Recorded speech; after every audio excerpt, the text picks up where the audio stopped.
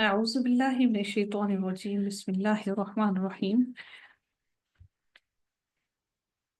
آیت نمبر جی آیت نمبر 45 سے بات چل رہی تھی کہ اللہ تعالیٰ فرماتے ہیں کہ ابھی مکہ والے اہل مکہ نبی کریم صلی اللہ علیہ وسلم کو یہ کہہ رہے ہیں یا جو دوسرے اس وقت اہل کتاب ہیں وہ نبی صلی اللہ علیہ وسلم کو یہ کہہ رہے ہیں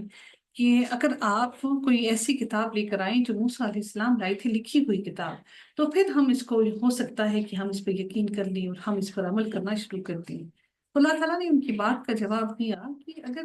ایسی ہی کتاب، لکھی ہوئی کتاب ان کی طرف آ جائے جس طرح موسیٰ علیہ السلام کی طرف آئی، تو کیا انہوں نے اس سے پہلے اس کا انکار نہیں کیا، بلکہ انہوں نے تو کہا کہ یہ تو کھلا جادو ہے، بلکہ یہ دونوں جادوگر ہیں، دونوں بھائی ایک دوسرے کے مددگار ہیں۔ وقالوا انا بكل کافرون، بلکہ ہم ان دونوں کے انکار کرنے والے ہیں، ان دونوں بھائیوں کا انکار کرتے ہیں۔ پھر رب کائنات ارشاد فرماتے ہیں کہ قل فأتوا بکتاب من عند اللہ، ان سے اے نبی آپ ان سے کہہ دیجئے کہ اگر تو تم سچے ہو اپنی بات سے تو تم اپنے رب کی طرف سے، تم اللہ کے پاس سے کوئی کتاب لے آؤ، اور وہ اس کتاب سے، اگر اللہ کے پاس لاؤ گی تو وہ اس کتاب سے زیادہ ہدایت یافتہ ہو، تو پھر میں بھی تمہاری اسی کتاب کی اتباع کرنا شروع کر دوں جو تم اپنے رب کی طرف سے، اللہ کی طرف سے لے کر آئے ہو۔ ان کنتم صادقین، اگر تو تم سچے ہو تو ایسا کر کے دکھاؤ۔ فَإِن لَّمْ يَسْتَجِيبُوا لَكَ فَاعْلَمْ أَنَّمَا يَتَّبِعُونَ أَهْوَاءَهُمْ وَمَنْ أَضَلُّ مِمَّنِ اتَّبَعَ هَوَاهُ بِغَيْرِ ہدی من اللہ۔ پھر رب کائنات مزید ارشاد فرماتے ہیں کہ فَإِن کہ پھر اگر یہ تیری نہ مانے تو تو یقین کر لے یہ صرف اپنی خواہش کی پیروی کر رہے ہیں، یعنی یہ اگر ایسی بات نہیں لے کر آتے، کہ اگر یہ کوئی ایسی کتاب لے کر نہیں آتے تو یقیناً پھر صرف اور صرف یہ گمراہ ہیں اور اپنی خواہشات کی پیروی کر رہے ہیں، اور وہ کوئی ایسی کتاب لا بھی نہیں سکتے۔ اور اللہ تعالیٰ پھر مزید ارشاد فرماتے ہیں کہ اور اس سے بڑھ کر بہکا ہوا کون ہوگا، وَمَنْ أَضَلُّ مِمَّنِ اتَّبَعَ، اس سے بڑھ کر بہکا ہوا اور کون ہو سکتا ہے جو اپنی خواہش کے پیچھے پڑا ہوا ہو۔ تو آپ لوگ سمجھ لیجیے کہ اپنی خواہشات کی پیروی اگر ہم کرنا شروع کر دیں تو ہم بھی انہی بھٹکے ہوئے لوگوں کے اندر شامل ہو جائیں گے۔ وَمَنْ أَضَلُّ مِمَّنِ اتَّبَعَ هَوَاهُ، جو اپنی خواہشوں کے پیچھے چل پڑے اور خواہشوں کی اتباع کرنے لگے تو وہ ہدایت پر نہیں چل سکتا، پھر بغیر ہدی من اللہ، تو جو اپنی خواہشوں کے پیچھے پڑا ہوا ہو اس سے بڑھ کر بھٹکا ہوا کوئی ہو نہیں سکتا، بغیر اللہ تعالیٰ کی رہنمائی کے کوئی بھی ہدایت نہیں پا سکتا۔ ان اللہ لا یہدی القوم الظالمین، پھر رب کائنات ارشاد فرماتے ہیں کہ بے شک اللہ تعالیٰ ظالم قوم کو ہدایت نہیں دیتا۔ جو رستے سے بھٹک جائے، جو ظلم کرنے لگے، نافرمانی کرنے لگے، وہ کبھی بھی ہدایت پر آ نہیں سکتا۔ وَلَقَدْ وَصَّلْنَا لَهُمُ الْقَوْلَ لَعَلَّهُمْ يَتَذَكَّرُونَ، پھر اللہ تعالیٰ ارشاد فرماتے ہیں کہ اور ہم برابر پے در پے لوگوں کے لیے اپنا کلام بھیجتے رہے، ہم پے در پے اوپر نیچے آیتوں کو بھیجتے رہے، اس لیے بھیجتے رہے کہ لوگ آیتوں کو، اللہ تعالیٰ کی باتوں کو بھول نہ جائیں۔ مسلسل لگاتار آتی رہیں گی آیتیں، تو آپ ایک بات کو سمجھیے کہ اگر میں اور آپ قرآن کی باتوں کو، قرآن کے الفاظ کو ہم پے در پے نہ پڑھیں تو ہم کبھی بھی ہدایت پر نہیں رہ سکتے۔ ہم مسلسل اگر قرآن سے نہ جڑے رہیں ہم کبھی بھی ہدایت پر نہیں آ سکتے۔ کوئی یہ نہ سمجھے کہ ہم نے زندگی میں ایک مرتبہ کو کورس کر لیا تو ہم ہمیشہ ہی ہدایت پر رہیں گے، ایسا ہرگز ہرگز ممکن نہیں ہے۔ ہم اپنی بچیوں کو کسی بھی ادارے کے اندر النور سے یا الہدیٰ سے یا کسی بھی مدرسے سے دین کی تعلیم دلوا دیتے ہیں اور پھر سمجھتے ہیں کہ بس یہی کافی ہے، ایسا ہرگز نہیں ہے۔ وہ ہم نے صرف علم حاصل کیا ہے، لیکن علم پر عمل کرنے کے لیے ہمیں مسلسل دین کے ساتھ جڑے رہنے کی ضرورت ہے، اور دین کے ساتھ ہم تب جڑ سکتے ہیں جبکہ ہم مسلسل قرآن کے ساتھ جڑے رہیں اور ایسی محفلوں سے جڑے رہیں جس میں ہمارا دین، ہمارا ایمان تر و تازہ ہوتا رہے۔ اللہ تعالیٰ نے اسی لیے یہاں پر ارشاد فرمایا کہ ہم پے در پے اپنی باتوں کو، اپنی کلام کو، اپنی باتوں کو بھیجتے رہے،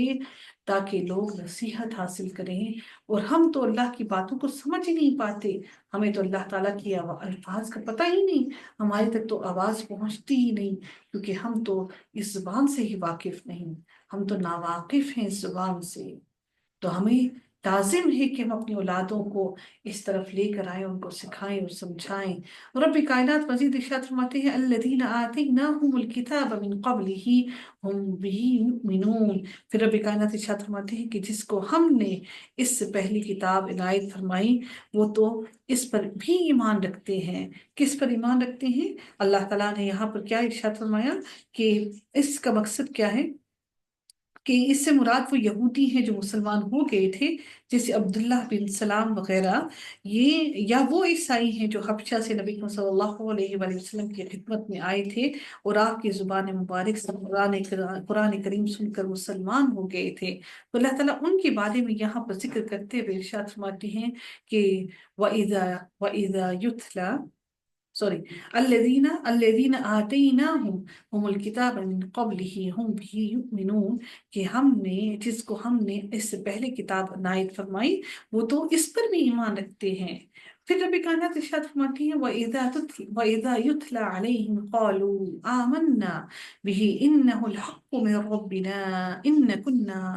مِنْ قَبْلِهِ مُسْلِمِينَ۔ پھر اللہ تعالیٰ ارشاد فرماتے ہیں کہ اور جب اس کی آیتیں ان کے پاس پڑھی جاتی ہیں تو وہ کہہ دیتے ہیں کہ اس کے ہمارے رب کی طرف سے حق ہونے پر ہمارا ایمان ہے۔ یعنی ان لوگوں پر جو ایمان لے کر آئے ہیں، اہل کتاب کی بات کی جا رہی ہے، جب یہ اہل ایمان کی ایمان لے آئے تو وہ کیا، جب ان کے سامنے یہ کتاب پڑھی جاتی ہے تو وہ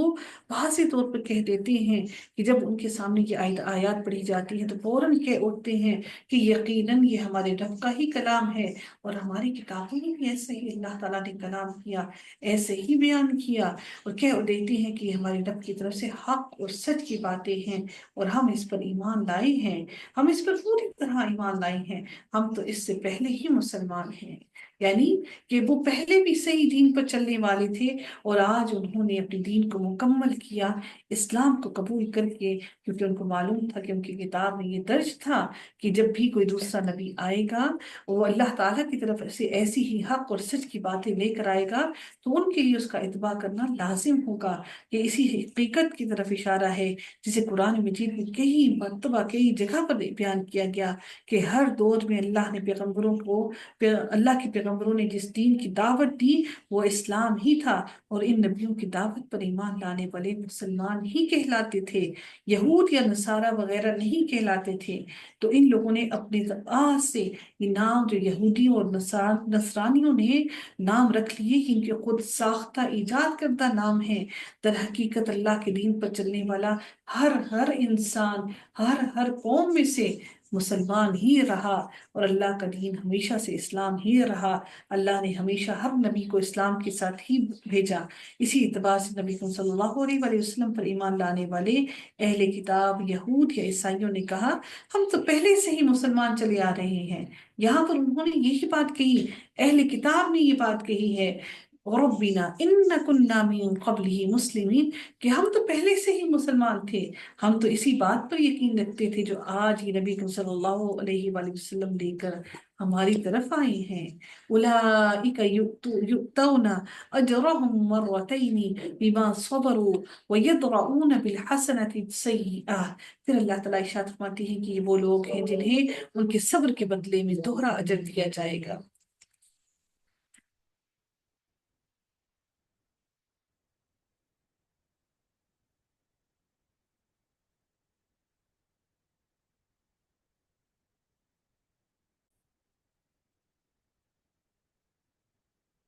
جی اللہ تعالیٰ مزید ارشاد فرماتے ہیں کہ اللہ تعالیٰ ان لوگوں کے بارے میں ارشاد فرماتے ہیں اولئک یؤتون اجرهم مرتین بما صبروا ویدرؤون بالحسنة السیئة ومما رزقناهم ينفقون۔ یہ وہ لوگ ہیں جنہیں ان کے صبر کے بدلے میں دوہرا اجر دیا جائے گا۔ اب اس سے مراد کیا ہے کہ یہ صبر سے مراد ہر قسم کے حالات میں انبیاء اور کتاب الہی پر ایمان اور اس پر ثابت قدمی، قائم رہنا ہے، اسے قائم رہنا ہے۔ پہلی کتاب آئی تو اس پر، اس کے بعد دوسری پر ایمان رکھا، پہلے نبی پر ایمان لائی، اس کے بعد دوسرا نبی آ گیا تو اس پر بھی ایمان لائی۔ ان کے لیے اللہ تعالیٰ نے دوہرے اجر کا ذکر کیا ہے، اور حدیث پہ بھی ان کی یہ فضیلت بیان کی گئی ہے۔ نبی کریم صلی اللہ علیہ وآلہ وسلم نے فرمایا کہ 3 آدمیوں کے لیے دوہرا اجر ہے۔ ان میں ایک وہ اہل کتاب ہے جو اپنے نبی پر ایمان رکھتا تھا اور پھر مجھ پر ایمان لے آیا۔ تو اللہ تعالیٰ نے بھی یہاں پر ان کے لیے دوہرے اجر کا ذکر کر دیا کہ ان لوگوں نے صبر کیا اور پھر ثابت قدم بھی رہے، اور پھر اللہ تعالیٰ فرماتے ہیں کہ ان کو دوہرا اجر دیا جائے گا۔ پھر رب کائنات مزید انہی لوگوں کے بارے میں فرماتے ہیں کہ یہ نیکی سے بدی کو ٹال دیتے ہیں کہ وَيَدْرَعُونَ بِالْحَسَنَةِ السَّيِّئَةَ، یعنی کہ آپ جب نیکی کرتے ہیں تو نیکی کرنے کی بدولت ہمیں اس کا اجر تو ملتا ہی ہے، اسی کے سبب، اس نیکی کے سبب ہماری برائیوں کو ہم سے دور کر دیا جاتا ہے۔ وَمِمَّا رَزَقْنَاهُمْ يُنْفِقُونَ، اور پھر رب کائنات ارشاد فرماتے ہیں کہ اور ہم نے جو انہیں دے رکھا ہے، ہم نے جو رزق انہیں عطا کیا ہے اس میں سے وہ دیتے رہتے ہیں۔ اللہ تعالیٰ کی راہ میں جتنا ہو سکتا ہے لیتے رہیے، کیونکہ جو اللہ کے راہ میں ہم دیں گے یہی ہم ساتھ لے کر جائیں گے۔ اس کے علاوہ جو مال اور دولت آپ چھوڑ جائیں گے وہ آپ کا نہیں بلکہ آپ کی اولاد کا ہے، آپ کی عزیز و اقارب کا ہے، اور بدقسمتی سے ہمیں اسی مال کی فکر لاحق ہے جو ہم اپنے پیچھے اپنے آل اولاد کے لیے چھوڑ جائیں گے۔ وَإِذَا سَمِعُوا اللَّغْوَ أَعْرَضُوا عَنْهُ وَقَالُوا لَنَا أَعْمَالُنَا وَلَكُمْ أَعْمَالُكُمْ سَلَامٌ عَلَيْكُمْ لَا نَبْتَغِي الْجَاهِلِينَ۔ اور پھر رب کائنات ارشاد فرماتے ہیں کہ اور جب بیہودہ بات کان میں پڑتی ہے تو اس سے کنارہ کر لیتے ہیں اور کہہ دیتے ہیں کہ ہمارے عمل ہمارے لیے اور تمہارے اعمال تمہارے لیے، تم پر سلام ہو، ہم جاہلوں سے الجھنا نہیں چاہتے۔ سبحان اللہ، کتنی ہی خوبصورت ترین کی بات ہے کہ ہم جاہلوں سے الجھنا نہیں چاہتے۔ آپ یہ بات سمجھ لیجیے کہ جاہلوں سے الجھ کر اپنے آپ کو جاہل ثابت نہ کروایا کیجیے، بلکہ خاموشی اختیار کر لیا کیجیے، کیونکہ جاہلوں سے الجھ کر آپ اپنے آپ کو بھی جاہلوں جیسا بنا دیتے ہیں، اور وہ جب آپ جاہل آپ سے بد کلامی کریں گے تو آپ بھی بالکل انہی کی جیسے بد کلامی کر کے انہی جاہلوں جیسے ہی ہو جائیں گے۔ اپنے آپ کو علم والا بنائیے، اپنے آپ کو علم آپ کے الفاظ سے ظاہر ہو کہ آپ علم والے لوگ ہیں، اور علم والا ہونا کوئی چھوٹی بات نہیں، یہ بڑی شرف کی بات ہے۔ الحمدللہ میرے رب نے آپ کو علم والوں میں شامل کیا، اور علم والوں کی محفلوں میں بیٹھنا بھی یقیناً کوئی چھوٹی بات نہیں، یہ آپ لوگوں کے لیے بڑی باعث عزت کی بات ہے کہ اللہ تعالیٰ نے آپ لوگوں کو علم والوں میں شامل کیا۔ سبحان اللہ۔ تو یہ وہ لوگ ہیں جب بھی ان سے کوئی غلطی ہو جائے تو فوراً اللہ سے معافی مانگتے ہیں اور برائی کو بھلائی سے ٹال دیتے ہیں، اس کو دور کر دیتے ہیں اپنے سے، اور پھر وہ کہتے ہیں اس بات کو، جب بھی کوئی بری بات، گندی باتیں ہوتی ہیں تو وہ بجائے اس کے کہ ان لوگوں کے ساتھ بیٹھ کے محظوظ ہوں، بلکہ وہ ان سے دور ہو جاتے ہیں، اعراض کر لیتے ہیں، منہ موڑ لیتے ہیں، اور ان کو کہتے ہیں کہ ہمارے لیے ہمارے عمل اور تمہارے لیے تمہارے عمل ہیں، سلام علیکم، کہ یہ سلام نہیں ہے کہ جو ہم سلامتی کی دعا دیتے ہیں، بلکہ یہ ہم تم جیسے جاہلوں سے بحث اور گفتگو کے رودار نہیں ہیں، ہم تم جیسے گفتگو نہیں کرنا چاہتے، جیسے اردو میں بھی یہی کہا جاتا ہے کہ ہم تم جیسے جاہل نہیں ہیں، جاہلوں کو دور ہی سے سلام۔ ظاہر ہے اس سلام سے مراد اس محفل کو اپنے سے دور کرنا، ترک کرنا، اور اس محفل میں نہ شامل ہونا، یہ وہ سلام کیا گیا کہ سلام علیکم لا نبتغی الجاہلین، سلام ہو تم پر، تمہاری محفلوں پر، تم اپنی ہی محفل میں پڑے رہو، اور ہم تم جیسے جاہلوں کی محفل میں تم جاہلوں سے الجھنا نہیں چاہتے۔ پھر ابھی کائنات ارشاد فرماتے ہیں انک لا تہدی من احببت ولکن اللہ یہدی من یشاء وہو اعلم بالمہتدین۔ پھر رب کائنات ارشاد فرماتے ہیں کہ آپ جسے چاہیں ہدایت نہیں کر سکتے، بلکہ اللہ تعالیٰ جسے چاہتا ہے ہدایت کرتا ہے، ہدایت والوں سے وہی خوب آگاہ ہے۔ یہ آیت اس وقت نازل ہوئی جب نبی اکرم صلی اللہ علیہ وآلہ وسلم کے ہمدرد اور غم غصہ چچا جناب ابو طالب کا انتقال ہونے لگا، تو آپ صلی اللہ علیہ وآلہ وسلم نے بہت کوشش کی کہ چچا اپنی زبان سے صرف ایک مرتبہ لا الہ الا اللہ کہہ دیں، تو تاکہ قیامت والے دن میں اللہ سے ان کی مغفرت کی سفارش کر سکوں۔ لیکن وہاں دوسرے روسائی قریش کی موجودگی کی وجہ سے ابو طالب قبول اسلام، قبول ایمان کی سعادت سے محروم رہے اور کفر پہ ہی ان کا خاتمہ ہو گیا۔ نبی کریم صلی اللہ علیہ وآلہ وسلم کو اس بات کا بڑا شدت سے صدمہ تھا۔ اس موقع پر اللہ تعالیٰ نے یہ آیت نازل فرما کر نبی کریم صلی اللہ علیہ وآلہ وسلم پر واضح کیا کہ آپ کا کام صرف اور صرف تبلیغ اور دعوت اور رہنمائی کرنا ہے، لیکن ہدایت کے راستے پر چلا دینا یہ صرف ہمارا کام ہے۔ ہدایت اسے ہی ملے گی جسے ہم ہدایت سے نوازنا چاہیں، نہ کہ اسے جسے آپ ہدایت پر دیکھنا پسند کریں۔ سوچئے اس بات کو کہ وہ نبی جس سے اللہ نے بھی محبت کی، وہ نبی جس کے لیے اللہ تعالیٰ بھی درود بھیجتے ہیں اور اللہ کے فرشتے بھی درود بھیجتے ہیں، اور اس نبی کے چاہنے پر اللہ تعالیٰ نے ان کی چچا کو ہدایت نصیب نہیں کی۔ وہ صرف کلمہ گو نہیں ہوئے، باقی وہ سب کچھ کرتے رہے، ایسے ہی شفقت کرتے رہے، نبی کریم صلی اللہ علیہ وآلہ وسلم کے دست و بازو رہے۔ اس سے ایک بہت بڑا سبق ہمیں سمجھنے کو ملتا ہے کہ ہمیں ہمیشہ ہر وقت اللہ سے ہدایت کی دعائیں کرتے رہنا چاہیے، اپنے لیے، اپنی اولاد کے لیے، اپنی اولاد کے بچپن سے ہی پرورش کرنا شروع کر دیں کہ ہدایت کے رستے پر اتر آئیں، ہدایت پر آ جائیں، اللہ تعالیٰ ان کو ہدایت عطا کر دے، اللہ تعالیٰ ہماری اولادوں کو ہدایت کے رستے پر چلا لے۔ اللہ تعالیٰ نے واضح فرما دیا کہ ہم آپ کے چاہنے سے کسی کو ہدایت نہیں دیتے، وہی بہتر جانتا ہے کہ کون ہدایت کے رستے پر چلنے والا ہے، وہ بہتر جانتا ہے۔ اللہ نے نبی صلی اللہ علیہ وسلم کو واضح کہہ دیا، ہر نبی کی آزمائش ہوئی اس کے سب سے خوبصورت اور محبت کرنے والے سب سے زیادہ قریبی رشتے سے، کیونکہ ایمان سے بڑھ کر، یہ واضح کرنے کے لیے کہ ایمان سے بڑھ کر کوئی رشتہ، کوئی تعلق نہیں۔ حضرت ابراہیم علیہ السلام کو دیکھیے، ان کے والد اس ایمان نہیں لائے، پھر حضرت نوح علیہ السلام کو دیکھیے، ان کا بیٹا ایمان نہیں لایا، حضرت لوط علیہ السلام کو دیکھیے، ان کی بیوی ایمان نہیں لائی، نبی کریم صلی اللہ علیہ وآلہ وسلم کو دیکھیے کہ ان کے چچا ایمان نہیں لائے۔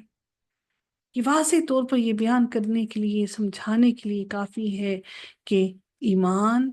سب سے بڑھ کر ہے، اور اللہ کسی کے چاہنے نہ چاہنے سے کسی کو ایمان نہیں دیتا۔ انک لا تہدی من احببت ولکن اللہ یہدی من یشاء وهو اعلم بالمہتدین۔ وقالوا ان نتبع الہدى معك نتخطف من ارضنا۔ پھر اللہ تعالیٰ ارشاد فرماتے ہیں کہ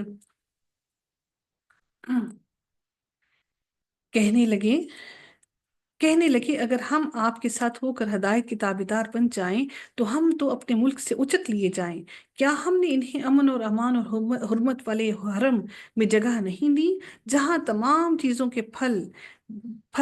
بہت زیادہ بے تحاشا چلے آتے ہیں، اور جو ہمارے پاس بطور رزق کے ہیں، لیکن ان میں سے اکثر کچھ نہیں جانتے کہ یہاں پر کوئی پھل اگتا نہیں اس علاقے میں، اور یہاں کے لوگوں کو اللہ تعالیٰ فرماتے ہیں یعنی ہم جہاں ہیں وہاں ہمیں رہنے نہ دیا جائے گا، اور ہمیں اذیتوں سے یا مخالفین سے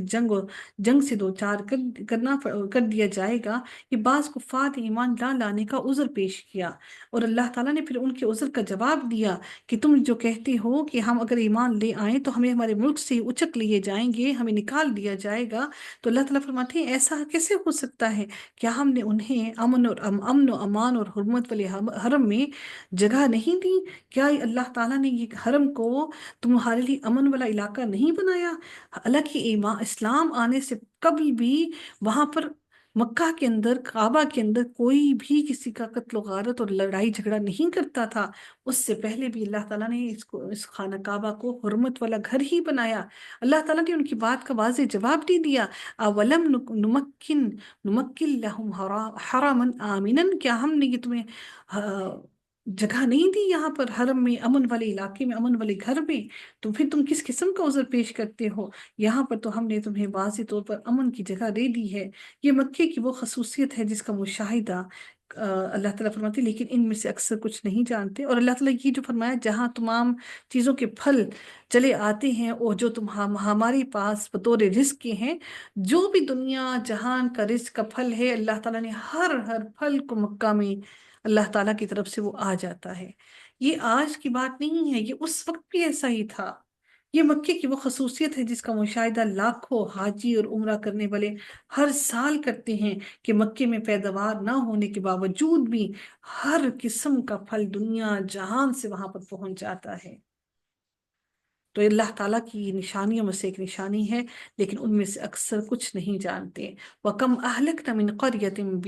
بَاطِرَتْ مَعِيشَتَهَا، اور ہم نے بہت سی وہ بستیاں تباہ کر دیں جو اپنی عیش و عشرت میں اترانے لگی تھیں۔ یہ ہیں ان کی رہائش کی جگہیں جو ان کے بعد بہت ہی کم آباد کی گئیں، اور ہم ہی ہیں آخر سب کچھ کے وارث، ہم ہی ہیں جو ہر چیز کے وارث ہیں۔ یہ اہل مکہ کو ڈرایا جا رہا ہے کہ تم دیکھتے نہیں کہ اللہ کی نعمتوں سے فیضیاب ہو کر اللہ کی ناشکری کرنے اور سرکشی کرنے والوں کا انجام کیا ہوا؟ آج ان کی بیشتر